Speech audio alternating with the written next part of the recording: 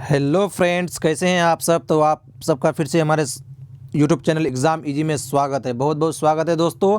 आज हम लोग देखेंगे कक्षा 10वीं के model set 1 final board exam 2022 10th Bihar board. Subject क्या रहेगा दोस्तों? बायोलॉजी, यानी जीव विज्ञान के 30 मोस्ट वीवीआई ऑब्जेक्टिव क्वेश्चंस देखेंगे। ये पार्ट 1 है दोस्तों, पार्ट 2 भी आएगा। यानी मैं ऐसे क्वेश्चंस करा रहा हूं जो सिर्फ डायरेक्ट आपके एग्ज़ाम में पूछे जाएंगे। तो आप सबसे गुजारिश है, रिक्वेस्ट है कि चैनल पर अगर आप नए हैं तो चैनल को सब्सक्राइब कर लें और बेल आइकन में ऑल का बटन सेलेक्ट कर दें, ताकि जब भी मैं वीडियो अपलोड करूं तो सबसे पहले आपको वीडियो मिल जाए। ठीक है दोस्तों। तो जो है हम डिस्क्रिप्शन में, वीडियो के डिस्क्रिप्शन में टेलीग्राम और व्हाट्सएप का लिंक भी है। अगर आप टेलीग्राम और व्हाट्सएप वाला लिंक से जुड़ना चाहते हैं तो उस लिंक पे क्लिक करके जुड़ जाएं। ठीक है दोस्तों। तो देखते हैं 2022 मैट्रिक परीक्षा में आने वाले प्रश्न। बिहार बोर्ड परीक्षा के लिए नंबर 1 चैनल है, तो आप सब जुड़ जाएं। और श्योर क्वेश्चंस की सीरीज चल रही है इस पर। अगर आप सब ने पहले वाले वीडियो नहीं देखा है तो वीडियो सेक्शन में जाके सारे वीडियो देख सकते हैं। ठीक है दोस्तों। तो चलो ये शुरू करते हैं। आज का पहला क्वेश्चन है आप सबके लिए कि प्रकाश संश्लेषण की क्रिया होती है। देखिए, मोस्ट वीवीआई क्वेश्चन है। 2020 के एनुअल एग्जाम में ये क्वेश्चन पूछ लिया गया है कि प्रकाश संश्लेषण की क्रिया यानी फोटोसाइंथेसिस जिसको इंग्लिश में कहते हैं, यह प्रकाश संश्लेषण की क्रिया किस में होती है? कवकों में, जंतुओं में, हरे पौधों में या परजीवियों में? तो प्रकाश संश्लेषण की क्रिया किस में होती है दोस्तों? आप सब जानते हैं कि हरे पौधों में जो है क्या होती है? प्रकाश संश्लेषण की क्रिया होती है। ठीक है दोस्तों। नेक्स्ट क्वेश्चन देखते हैं। फटाफट हम लोग देखेंगे 30 क्वेश्चन में देखते हैं आप कितना लाते हैं। आप जो है कमेंट करके जरूर बताएं। वैसे तो आप लोग कमेंट करते नहीं हैं, लेकिन आप लोग इस वीडियो को देखने के बाद जरूर कमेंट करें कि आपका 30 में कितना सही हुआ। मनुष्य के मुख गुहा में कितने जोड़े लार ग्रंथियां पाई जाती है? ठीक है दोस्तों। देखिए, बिहार मॉडल 2021 में यह क्वेश्चन पूछा गया था कि मनुष्य के मुख गुहा में कितने जोड़े लार ग्रंथियां पाई जाती है। तो मनुष्य के मुख गुहा में जो है 3 जोड़ी लार ग्रंथियां पाई जाती हैं। तो राइट आंसर क्या हो जाएगा दोस्तों? 3 हो जाएगा। ठीक है। चलते हैं क्वेश्चन नंबर 3 में कि दांत की सबसे ऊपरी परत क्या है? तो दांत की सबसे ऊपरी परत जो है दोस्तों क्या हो जाएगा? डेंटाइन, इनामेल, अस्थि या क्राउन। तो दांत की सबसे ऊपरी परत को क्या कहते हैं? इनामेल कहते हैं। ठीक है दोस्तों। 2021 का एनुअल एग्जाम में यह क्वेश्चन आ चुका था। देखते हैं क्वेश्चन नंबर 4। स्वपोषी पोषण के लिए आवश्यक है। स्वपोषी पोषण के लिए क्या आवश्यक है? देखिए, ये 3 बार ये एग्जाम में पूछा गया है। 2019 का एनुअल एग्जाम, 2016, 2017 के एनुअल एग्जाम में ये डायरेक्ट क्वेश्चन पूछ लिया गया था कि स्वपोषी पोषण के लिए आवश्यक है। क्या क्या आवश्यक है? पर्णहरित, सूर्य का प्रकाश, कार्बन डाइऑक्साइड, इनमें से सभी। तो क्या हो जाएगा दोस्तों? राइट आंसर स्वपोषी पोषण के लिए आवश्यक है इनमें से सभी, यानी पर्णहरित भी चाहिए, प्रकाश, सूर्य का प्रकाश भी चाहिए और कार्बन डाइऑक्साइड भी चाहिए, तीनों चाहिए। तो राइट आंसर क्या हो जाएगा? ऑप्शन नंबर डी, स्वपोषी पोषण के लिए आवश्यक है पर्णहरित, सूर्य का प्रकाश और कार्बन डाइऑक्साइड। देखते हैं दोस्तों क्वेश्चन नंबर 5। मैग्नीशियम पाया जाता है, किसमें पाया जाता है मैग्नीशियम? तो मैग्नीशियम जो है क्लोरोफिल में पाया जाता है, लाल रक्त कण में पाया जाता है, वर्णी लवक में पाया जाता है या श्वेत रक्त कण में पाया जाता है? तो दोस्तों मैग्नीशियम जो है पाया जाता है क्लोरोफिल में। ठीक है दोस्तों। क्लोरोफिल का ये इंग्लिश है और क्लोरोफिल को हिंदी में कहते हैं पर्णहरित।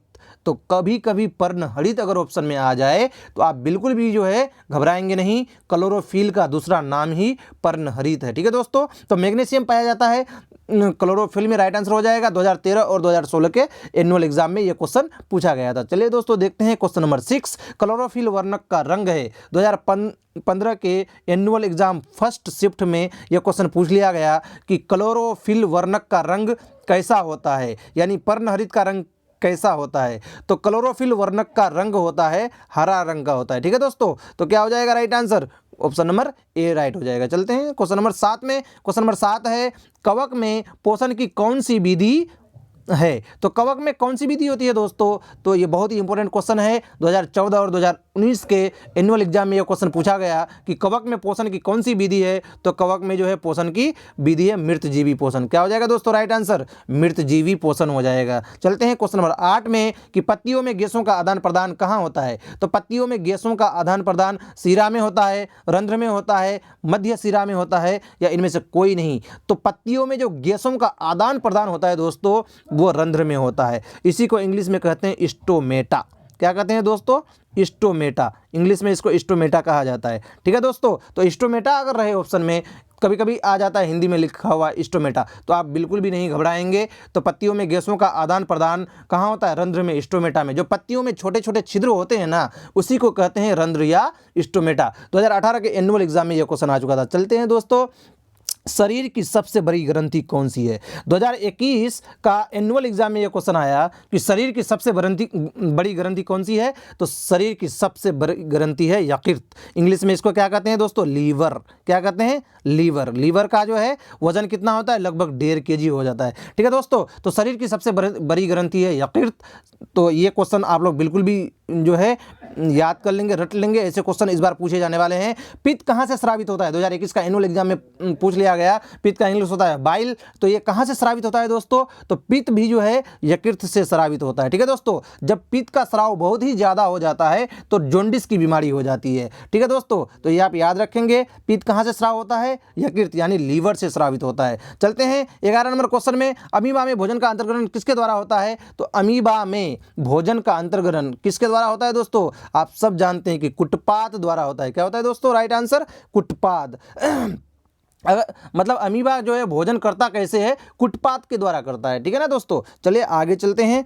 12 नंबर में देखिए, उसी क्वेश्चन को दूसरी तरीके से पूछा गया है कि कुटपाद किस में पाया जाता है। 2016 का एनुअल एग्जाम में पूछ लिया गया कि कुटपाद किस में पाया जाता है। बहुत ही इंपॉर्टेंट सवाल है दोस्तों। तो ये जो है कुटपाद अमीबा में पाया जाता है, जैसा कि अभी हम लोग 11 नंबर क्वेश्चन में देख चुके हैं। अमल का पीएच मान होता है, देखिए दोस्तों बहुत ही इंपॉर्टेंट क्वेश्चन की सीरीज है ये, आप इसको बिल्कुल भी मिस ना करें। अमल का पीएच मान होता है, तो अमल का पीएच मान कितना होता है दोस्तों, 7 से कम। 7 से कम यानी ऑप्शन नंबर ए सही हो जाएगा। 7 से अधिक किसका होता है दोस्तों, क्षार का होता है। किसका होता है, क्षार का होता है। 7 किसका होता है दोस्तों, 7 होता है उदासीन। किसका होता है, उदासीन जिसका होता है वो होता है 7। ठीक है दोस्तों, तो आप सब याद रखेंगे कि 7 से कम जो है अमल का होता है और 7 से अधिक जो है क्षार का होता है और 7 किसका होता है, उदासीन का होता है। ठीक है दोस्तों, तो आप सब जो है बिल्कुल याद रख लेंगे, अमल का पीएच मान कितना होता है, 7 से कम। ऑप्शन नंबर ए राइट हो जाएगा। चलते हैं 14 नंबर क्वेश्चन में, सभी जीव जंतुओं के लिए ऊर्जा का अंतिम स्रोत क्या है। देखिए दोस्तों बहुत ही इंपॉर्टेंट सवाल है,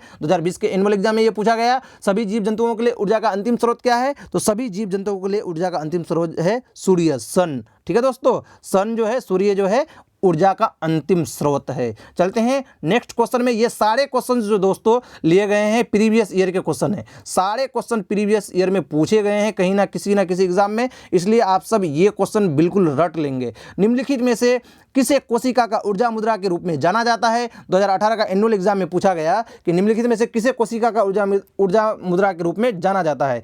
तो कोशिका का ऊर्जा मुद्रा के रूप में जो है एटीपी को जाना जाता है। क्या हो जाएगा दोस्तों, राइट आंसर एटीपी। एटीपी का फुल फॉर्म क्या होता है, ए से एडिनोसाइन, टी से ट्राई, पी से फॉस्फेट, यानी एडिनोसाइन ट्राई फॉस्फेट। ठीक है दोस्तों, तो आप लोग इसका फुल फॉर्म भी याद रखें, कभी कभी फुल फॉर्म पूछ लिया जाता है। चलते हैं 16 नंबर क्वेश्चन में कि ग्लूकोज के एक अणु में ऑक्सीजन के कितने परमाणु होते हैं। बहुत ही इंपॉर्टेंट क्वेश्चन है दोस्तों, 2019 का एनुअल एग्जाम में पूछा गया था कि ग्लूकोज के एक अणु में ऑक्सीजन के कितने परमाणु होते हैं।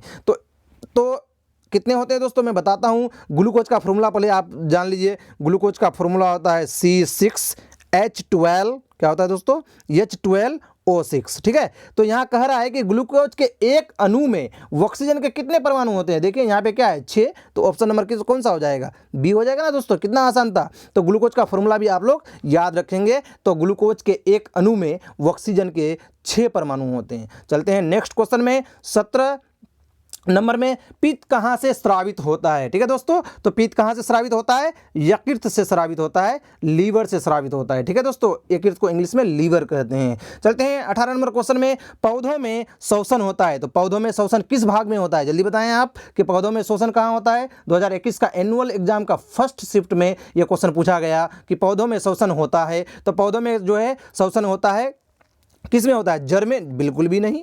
पत्तियों में? बिल्कुल पत्तियों में होता है। ठीक है दोस्तों। तना में? जी नहीं, तना में तो होगा ही नहीं। तो राइट आंसर क्या हो जाएगा? तो राइट आंसर इसका हो जाएगा पत्तियों में, ऑप्शन नंबर बी। चलते हैं 19 नंबर में, खुला परिसंचरण तंत्र किस में पाया जाता है? 2015 के एनुअल एग्जाम में पूछा गया कि खुला परिसंचरण तंत्र किस में पाया जाता है? तो खुला परिसंचरण तंत्र जो है तिलचट्टा में पाया जाता है। ठीक है दोस्तों, तिलचट्टा में खुला परिसंचरण तंत्र पाया जाता है, ऑप्शन नंबर बी राइट हो जाएगा। चलते हैं दोस्तों नेक्स्ट क्वेश्चन 20 नंबर में कि मानव हृदय में कोष्ठकों की संख्या कितनी है? तो मानव हृदय में कोष्ठकों की संख्या कितनी है दोस्तों? 2019 का और 2021 का एनुअल एग्जाम में यह क्वेश्चन पूछा गया था कि मानव हृदय में कोष्ठकों की संख्या कितनी है? तो राइट आंसर क्या हो जाएगा? 4। ठीक है दोस्तों, मानव हृदय में कोष्ठकों की संख्या कितनी है? 4 है। चलते हैं 21 नंबर में कि ब्रेन हेमरेज कर जाता है ना दोस्तों किसी का, तो इसका मुख्य कारण क्या है? ब्रेन हेमरेज क्यों करता है? 2021 का एग्जाम में पूछा गया था और बिहार मॉडल में भी ये क्वेश्चन आया था, तो मॉडल पेपर को जरूर से देख लें आप लोग एक बार। ब्रेन हेमरेज का मुख्य कारण क्या है? तो ब्रेन हेमरेज का मुख्य कारण है हाइपरटेंशन। क्या है दोस्तों? हाइपरटेंशन। हृदयघात? बिल्कुल भी नहीं। पक्षाघात? बिल्कुल भी नहीं। देखिए यहाँ सी नंबर में हाइपोटेंशन दे दिया है, हाइपोटेंशन भी नहीं होगा दोस्तों। तो इसीलिए आप चारों ऑप्शन को जो है बिल्कुल ध्यान पूर्वक पढ़ेंगे। तो ऑप्शन नंबर कितना राइट हो जाएगा? ऑप्शन नंबर डी, हाइपरटेंशन के कारण जो है ब्रेन हेमरेज का मुख्य कारण है। चलते हैं 22 नंबर क्वेश्चन में। 22 नंबर क्वेश्चन है, हीमोग्लोबिन की कमी से क्या हो जाता है? देखिए हीमोग्लोबिन यानी खून में एक पदार्थ पाया जाता है जिसके कारण खून का रंग लाल होता है। समझे? किसके कारण? हीमोग्लोबिन के कारण होता है खून का रंग लाल। 2021 के एग्जाम में पूछा गया था ये क्वेश्चन। तो हीमोग्लोबिन के कारण जो है कौन सा बीमारी होता है दोस्तों? तो हीमोग्लोबिन के कारण एनीमिया हो जाती है। कौन सा बीमारी हो जाती है? Anaemia, option number A right हो जाएगा। चलते हैं 23 नंबर क्वेश्चन में कि निम्न में से सबसे तेज हृदय धड़कन किसका होता है? सबसे ज्यादा इस दुनिया में तेज धड़कन हृदय की गति वाला किसका है? तो वो जीव है व्हेल। कौन सा? व्हेल मछली का नाम सुने ना दोस्तों आप सब, वही, उसी का सबसे ज़्यादा तेज धड़कन होता है। 2020 का एनुअल एग्जाम में यह क्वेश्चन पूछ लिया गया था। चलते हैं दोस्तों 24 नंबर में, फलों एवं उत्तकों द्वारा कार्बोहाइड्रेट का परिवहन होता है। तो फलों एवं उत्तक द्वारा कार्बोहाइड्रेट का परिवहन किसमें होता है? ग्लूकोज के रूप में? जी नहीं, ग्लूकोज के रूप में नहीं होगा। फ्रक्टोज के रूप में? जी नहीं, ये भी नहीं होगा। लैक्टोज के रूप में? जी नहीं, ये भी नहीं होगा। तो क्या होगा दोस्तों राइट आंसर? राइट आंसर हो जाएगा सुक्रोज के रूप में। राइट आंसर क्या हो जाएगा? डी नंबर ऑप्शन सही हो जाएगा। चलते हैं रक्त क्या है? What is blood? ब्लड क्या है दोस्तों? 2021 का एनुअल एग्जाम में यह क्वेश्चन पूछ लिया गया कि ब्लड क्या है? तो ब्लड एक क्या है? उत्तक है। ये राइट आंसर हो जाएगा दोस्तों ए नंबर ऑप्शन, कि ब्लड क्या है? एक टिश्यू है। रक्त क्या है? एक टिश्यू है। चलते हैं 26 नंबर क्वेश्चन में। 26 नंबर क्वेश्चन कह रहा है कि चालनी नलिकाएं पाई जाती है। 2021 का एनुअल एग्जाम में यह क्वेश्चन पूछा गया है और इस बार भी पूछे जाने की बहुत ज़्यादा संभावना है कि चालनी नलिकाएं किस में पाई जाती हैं? तो चालनी नलिकाएं जो है जाइलम उत्तक में पाई जाती है। ठीक है दोस्तों, जाइलम उत्तक में चालनी नलिकाएं पाई जाती हैं। सारे क्वेश्चन जो है प्रीवियस ईयर के क्वेश्चन है दोस्तों, इसीलिए आप लोग बिल्कुल बार बार वीडियो को देख करके बिल्कुल याद कर लेंगे। चलते हैं नेक्स्ट क्वेश्चन में। आरबीसी की जीवन अवधि होती है, तो आरबीसी की जीवन अवधि कितना दिन की होती है? 2021 का एनुअल एग्जाम में ये ऑलरेडी पूछा गया क्वेश्चन है कि आरबीसी का फुल फॉर्म क्या होता है दोस्तों? Red blood cell. तो रेड ब्लड सेल की जीवन अवधि कितनी दिन होती है? 120 दिन, यानी लगभग 4 महीने। ठीक है दोस्तों, तो आरबीसी की जीवन अवधि कितने दिन की होती है? 120 दिन की। चलते हैं नेक्स्ट क्वेश्चन में 28 नंबर में, पौधों में वाष्पोत्सर्जन किस भाग में होता है? तो पौधों में वाष्पोत्सर्जन किस भाग में होता है दोस्तों? 2017 का एनुअल एग्जाम में ये पूछा गया। तो ये तो बहुत ही आसान क्वेश्चन है। जड़ में तो होगा नहीं, ठीक है, तना में तो होगा नहीं, फूला में तो होगा नहीं, किस में होगा दोस्तों? पत्ता में। ठीक है दोस्तों, तो इसका राइट आंसर क्या हो जाएगा? पत्ता या पत्तियों में वाष्पोत्सर्जन की क्रिया होती है। ठीक है दोस्तों, 29 नंबर में चलते हैं। 29 नंबर में करा है, बहुत ही वीवीआई क्वेश्चन है दोस्तों। ये आप लोग इनको रट लेंगे, बिल्कुल भी रट लेंगे। ये क्वेश्चन जो है बहुत ही इंपॉर्टेंट है, वीवीआई क्वेश्चन है कि निम्न में से कौन वृक्क की रचनात्मक एवं क्रियात्मक इकाई है? 2020 के एग्जाम में, 2017 के एग्जाम में और भी कई एग्जाम्स में ये क्वेश्चन आ चुका है कि वृक्क की यानी किडनी की रचनात्मक एवं क्रियात्मक इकाई क्या है, तो वो है नेफ्रॉन। क्या हो जाएगा दोस्तों, राइट आंसर नेफ्रॉन हो जाएगा। बहुत ही ज़्यादा इंपॉर्टेंट क्वेश्चन है। न्यूरॉन किसका है, आप लोग कमेंट बॉक्स में बताएं। चलो यार, तुम लोग तो कमेंट करते नहीं हो, मैं ही बता देता हूँ। तंत्रिका तंत्र की रचनात्मक और क्रियात्मक इकाई पूछेगा तो न्यूरॉन हो जाएगा, ठीक है। लेकिन यहाँ पे 29 नंबर में क्या पूछा है कि निम्न में से कौन वृक्क की रचनात्मक एवं क्रियात्मक इकाई है, तो ये क्या हो जाएगा, नेफ्रॉन, ठीक है दोस्तों, ऑप्शन नंबर बी हो जाएगा। चलते हैं 30 नंबर में। 30 नंबर क्वेश्चन है आप लोगों का HW होमवर्क।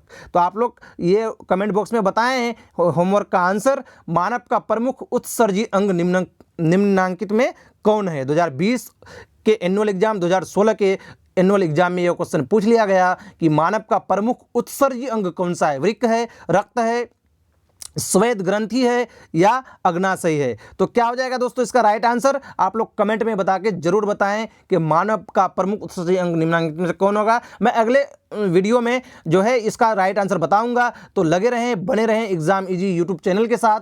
तब तक के लिए जो है आप सबसे फिर से एक बार गुजारिश है कि चैनल को अगर सब्सक्राइब नहीं किए हैं तो सब्सक्राइब कर लें, और बेल आइकन नहीं दबाए हैं तो बेल आइकन दबा लें और बेल आइकन में ऑल सेलेक्ट कर दें, ठीक है दोस्तों। वीडियो अच्छा लगा तो लाइक करें, शेयर करें और सब्सक्राइब करना ना भूलें। आज के लिए इतना ही, दूसरा पार्ट कल देखना ना भूलिएगा, ठीक है दोस्तों। आज के लिए इतना ही, बाय बाय।